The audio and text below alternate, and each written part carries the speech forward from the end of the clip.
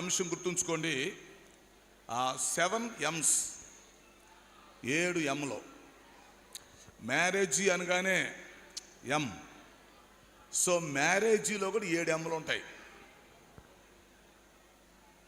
వధూవరులు ఈ విషయాన్ని అర్థం చేసుకోవాలి. అలాగే వివాహం కావలసిన వారు, తర్వాత వివాహం అయిన వారు అందరూ కూడా ఈ వర్తమానాన్ని తీసుకోవలసినటువంటి అవసరత ఉంది. వివాహ జీవితంలో వాక్యం అనేది చాలా ప్రాముఖ్యమైనది. ఆ లెక్కకు వస్తే మరి హెబ్రీ పత్రికలో మనం చూస్తాం 13:4 వివాహము అన్ని విషయాలలో ఘనమైనది అని చెప్పబడింది. ఓకేనా? వివాహం అన్ని విషయాల్లో ఘనమైంది అంటే మానవుని యొక్క దైనందినటువంటి జీవితంలో ఈ వివాహం అనేది ఒక ప్రత్యేకమైంది. వివాహం రోజు ఉన్నంత సంతోషం, ఆ రోజు ఉన్నంత గౌరవం, ఘనత, గుర్తింపు మరలా ఎప్పుడు కనిపించవేమో అనిపిస్తాయి. ఆ రోజు మనం పెండ్లి కుమారుని, పెండ్లి కుమార్తెని ప్రత్యేకంగా గుర్తిస్తాం, గౌరవిస్తాం. ఎందుకంటే దేవుడే వివాహాన్ని ఘనంగా ఎంచాడు. అయితే వివాహం ఎందుకు ఘనమైనది అని మనం ఆలోచిస్తే బైబిల్లో మరి మొట్టమొదటిగా తండ్రి అయిన దేవుడు వివాహ కార్యక్రమం జరిగించాడు. అలాగే క్రొత్త నిబంధనలో యేసుక్రీస్తు వారు కూడా తన పరిచర్యలో మొదటి వివాహానికి హాజరయ్యారు. అలాగే భవిష్యత్తులో మరి క్రీస్తుకి సంఘానికి మధ్య ఉన్న సంబంధం కూడా వివాహంతో పోల్చబడింది. అంటే బైబిల్లో మొదట్లో, మధ్యలో, చివర్లో అంతా వివాహం కనిపిస్తూ ఉంది. బైబిల్లో వివాహానికి పెద్ద పీట వేయబడింది. దేవుడు వివాహాన్ని గౌరవించాడు. అందుకే వివాహం అన్ని విషయాల్లో ఘనమైనది అని చెప్పబడింది.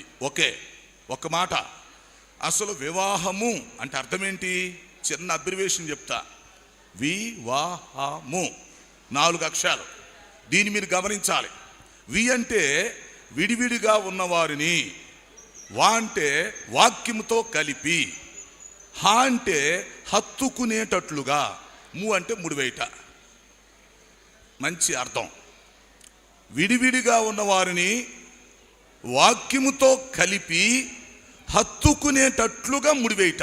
ఎస్, కలిపేది దేవుడే కానీ మనం కాదు. అది దేవుని చిత్తం. దేవుని యొక్క చిత్త ప్రకారం దైవ సేవకులు జరిగిస్తారు.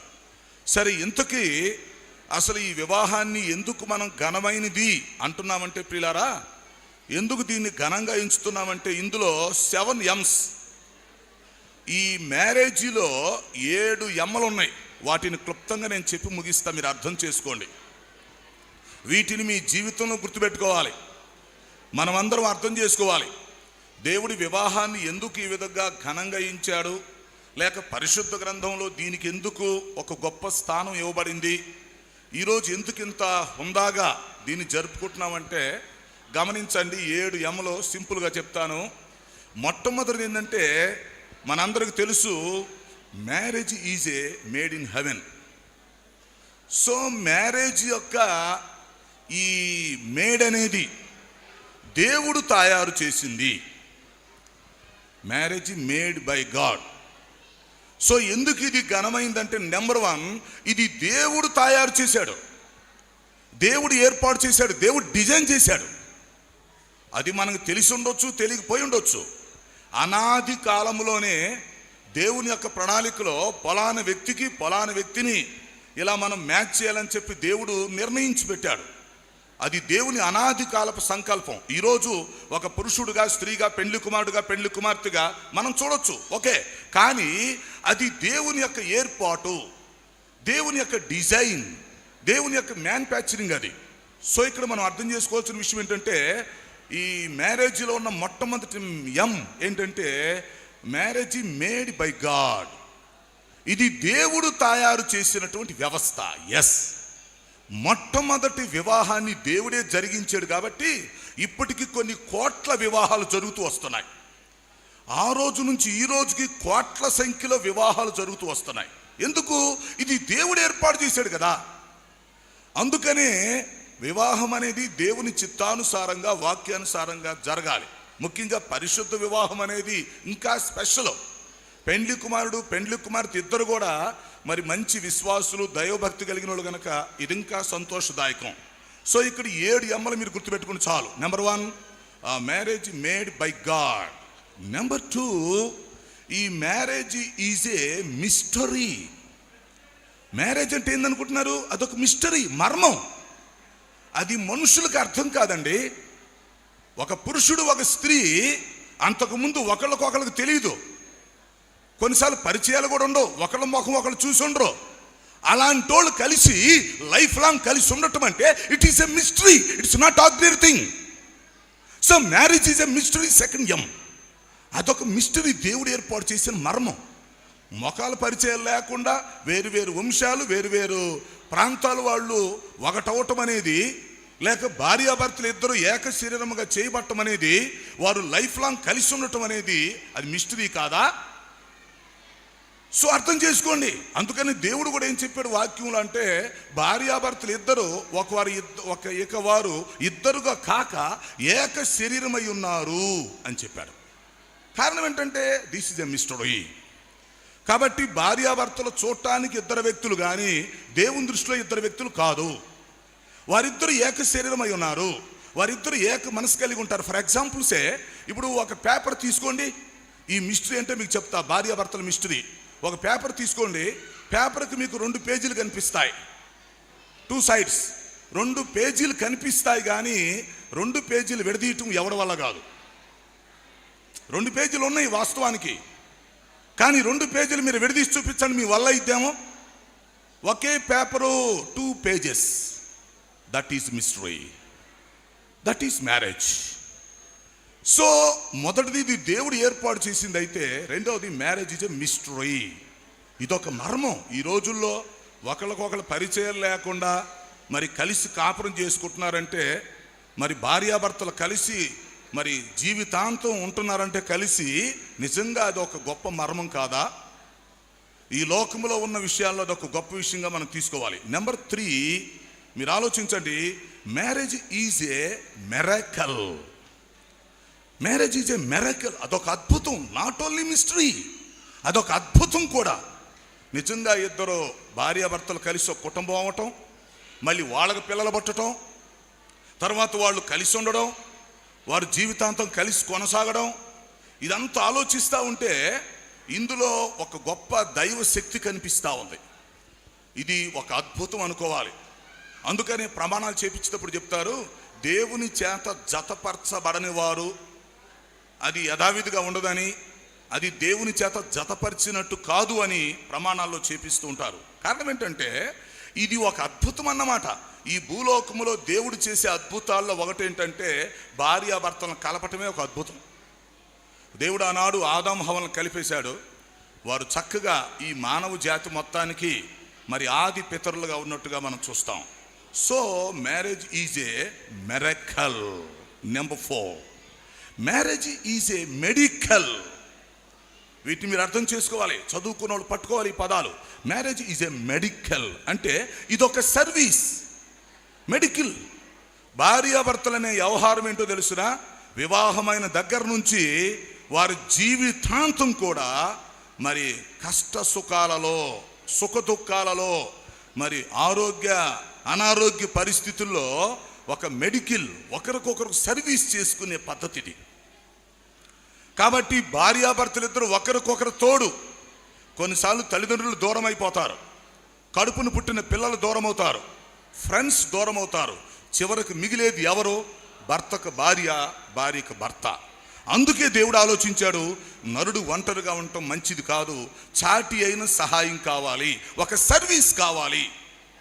అందుకని దేవుడు ఏం చేశాడు, ఒకరికొకరు సర్వీస్ చేసుకోవటానికి దేవుడు మంచి ప్రయత్నం చేశాడు. అది దేవుడు చేసిన గొప్ప కార్యం. కాబట్టి మ్యారేజ్ ఈజ్ ఏ మెడికల్. కాబట్టి ఈరోజు వివాహం చేసుకోవటం మంచిదే, తర్వాత ప్రమాణాలు చేయటం మంచిది. జీవితకాలం అంతా కూడా ఆ ప్రమాణాలకు కట్టుబడి వైవాహిక జీవితాన్ని కొనసాగించుకోవటం అనేది గొప్ప విశేషం. కాబట్టి ఇప్పుడు వీళ్ళిద్దరికే కాదు ఈ సందేశం, చేరి వచ్చిన మనం అందరం కూడా మనం అన్వయించుకోవాల్సిన అవసరత ఉంది. వివాహం నిజంగా ఘనంగా ఉండాలంటే, అది ఘనమైనదిగా ఎంచబడాలంటే, వివాహంలో ఆశీర్వాదకరంగా ఉండాలంటే ఈ 7M అక్కడ కనపడాలి. వీటిని అర్థం చేసుకోగలిగి ఉండాలి. సో 4వది మ్యారేజ్ ఈజ్ ఏ మెడికల్. ఇక 5వది మరొక గొప్ప విషయం ఏంటంటే marriage is a ministry. Super. Marriage ఏందనుకుంటున్నారు?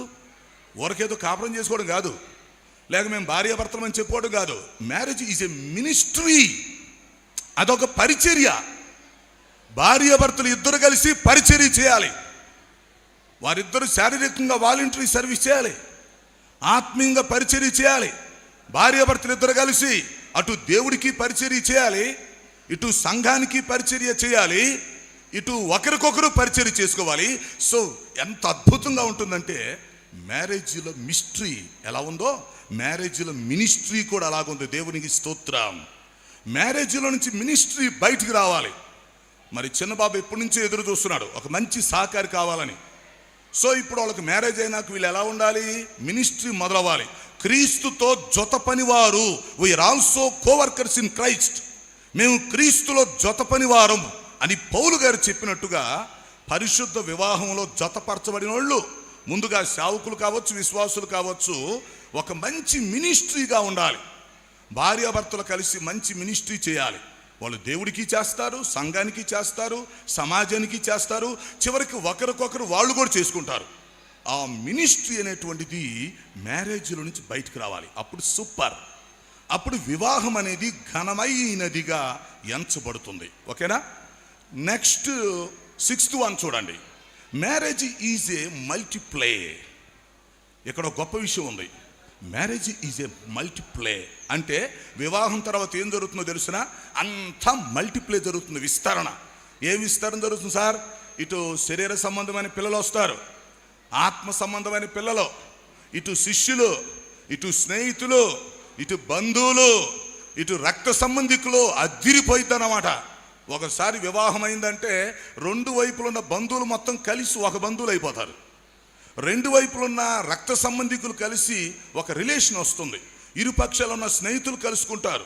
అలాగే మరి పిల్లలు పుడతారు, మళ్ళీ ఆ పిల్లలు విస్తరిస్తారు. మరి ఆత్మీయంగా మనం సంపాదించిన కొంతమంది, అలాగే శిష్యులు.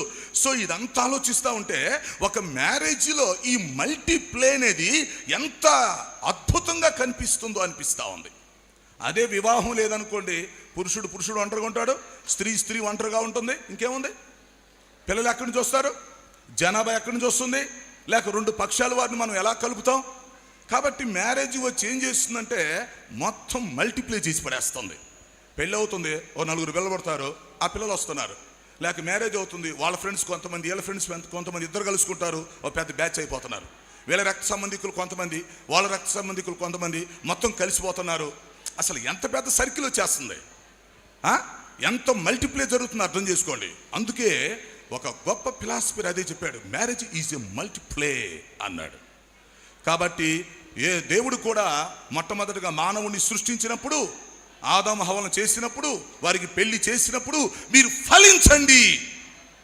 ఫలించండి, బీ ఫ్రూట్ఫుల్, మల్టిప్లే, మీరు ఫలించాలి, విస్తరించాలని దేవుడు వారిని బ్లెస్ చేసినట్టుగా మనం చూస్తాం. ఎస్. ఇక ఫైనలీ చెప్తాను చూడండి. మరొక రచయిత అంటాడు, మ్యారేజ్ ఈజ్ ఎ మెసేజ్ అన్నాడు. ఇది ఇంపార్టెంట్.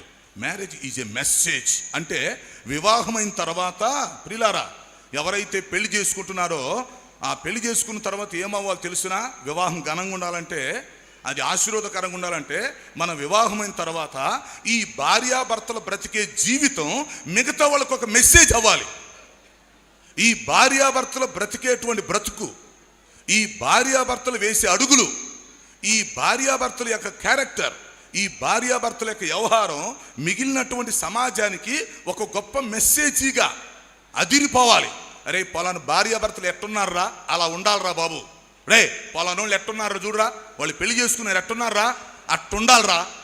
వాళ్ళు చూడు ఎట్టున్నారో కలిసిమెలిసి, వాళ్ళు ఎలా ప్రేమించుకుంటున్నారు చూడరా, ఎంత క్లోజ్గా ఉన్నారు చూడు, లేకపోతే ఎంత చక్కగా, ఎంత మాదిరిగా ఉన్నారు చూడమని చెప్పి వాళ్ళని చూసి మిగతా వాళ్ళు మెసేజ్ చేసుకోవాలి. అంటే మ్యారేజ్లో నుంచి మెసేజ్ బయటికి రావాలి, మ్యారేజ్లో నుంచి మెసేజ్ ఉత్పత్తి అవ్వాలి. That is real marriage. So marriage is a message. అందుకని నేను చెప్తున్నాను, ఈరోజు వివాహం చాలా గొప్పగా జరుగుతుంది. మరి చుట్టాలు చాలామంది వచ్చాం, సర్కిల్ వచ్చాం. ఈ విషయాలు గమనించండి. వాక్యంలో చెప్పినట్లుగా వివాహం అన్ని విషయాల్లో ఘనమైనది అన్నప్పుడు ఎందుకు దీన్ని మనం ఘనమైనదిగా ఎంచుతున్నాం? వాక్యం దీనికి ఎందుకు ప్రిఫరెన్స్ ఇచ్చిందంటే, నేను ముగిస్తున్నాను. ఈ 7 M's ఒకసారి మీ మనసులో పెట్టుకోండి. నేను ముగిస్తున్నాను. మీ జీవితంలో వాటిని గుర్తుపెట్టుకోండి. మొదటిది ఏంటిది? Marriage is A made by God. అది దేవుడు తయారు చేసింది కాబట్టి మనం దేవుడిని గౌరవిస్తే భార్యాభర్తల జీవితాంతం కలిసి ఉండాలి. మధ్యలో ఎవరైనా విడిపోతే దేవుడిని అవమానపరిచినట్టు. అది దేవుడికి ఇష్టం లేని పని. అది దేవుడు తయారు చేసిన వ్యవస్థ. Number 1. 2, marriage is a mystery. 3, marriage is a miracle. Number 4, marriage is a medical, గొప్ప సర్వీస్. 5వది, marriage is a ministry. 6, marriage is a multiply.